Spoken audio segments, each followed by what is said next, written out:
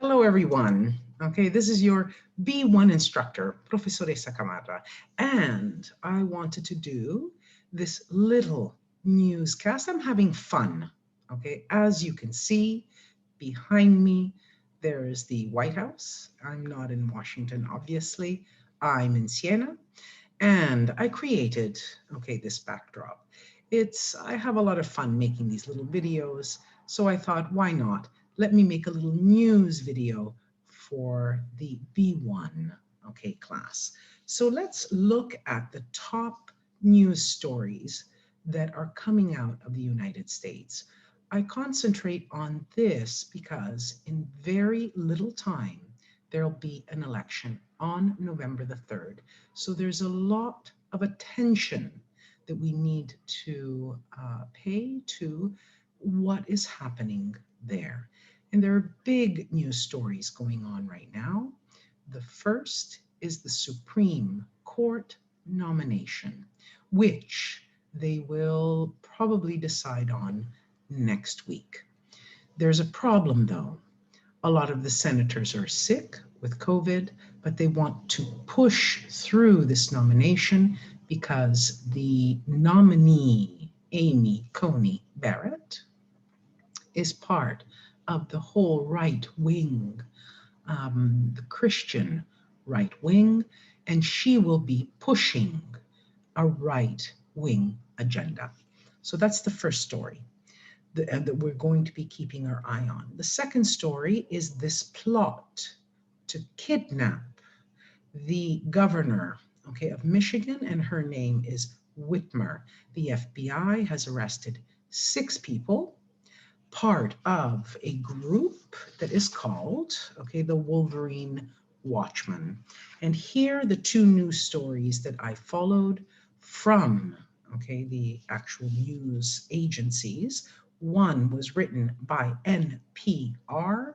They are a fantastic news website, and also the Daily Beast. So this group, which is an extremist right-wing militia, they call themselves militia, but a lot of people are saying that they are terrorists. Then, all right, it's actually quite shocking.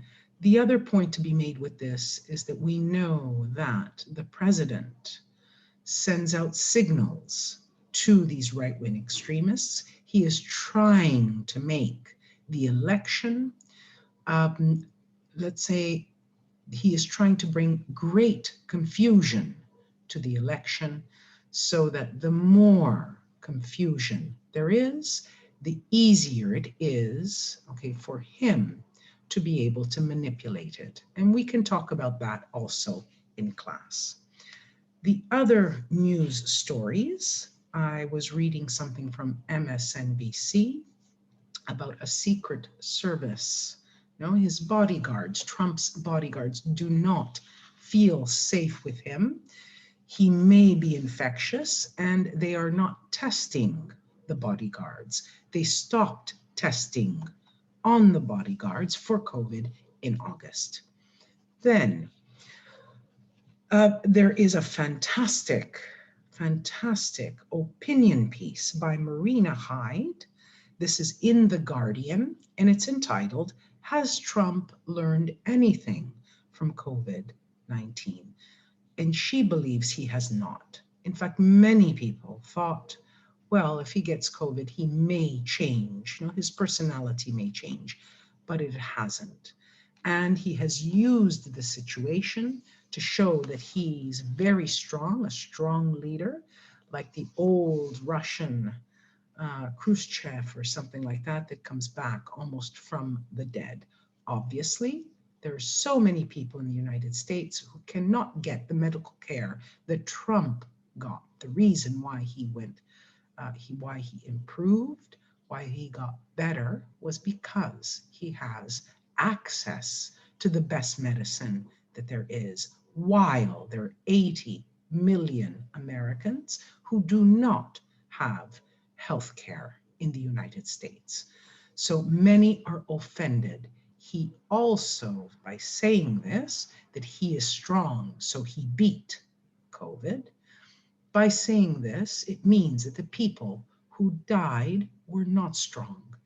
And this has caused quite a lot of sadness and grief amongst a lot of people who have lost their mothers, their fathers, their husbands, their wives to COVID, their children as well.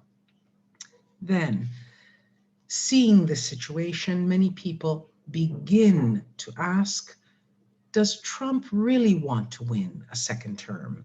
This is a fantastic article in the New York Times by Maggie Haberman.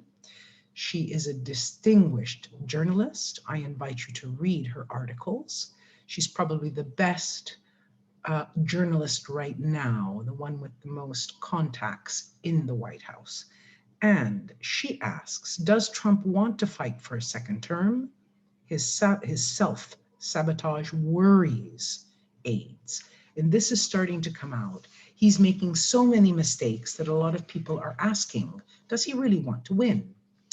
Then the last piece, and this comes from Vox by Emily van der Werf. And this is an article entitled, How Fox News Molds Reality into Serialized Drama. You need to know that in the United States, Fox News is the largest news organization. Most people, 70%, get their news from Fox. And Fox is, let's say, a news station that supports Trump 100%. They talk about his messages, the information that he wants the American public to know. This has created what we call an information bubble. And this is something that we should be talking about also in class, the way information today has been politicized. So this is just a little video. I just had some fun. I hope you like listening, and we can talk about it when we see each other, okay, next Friday. Thanks for listening in. Bye-bye.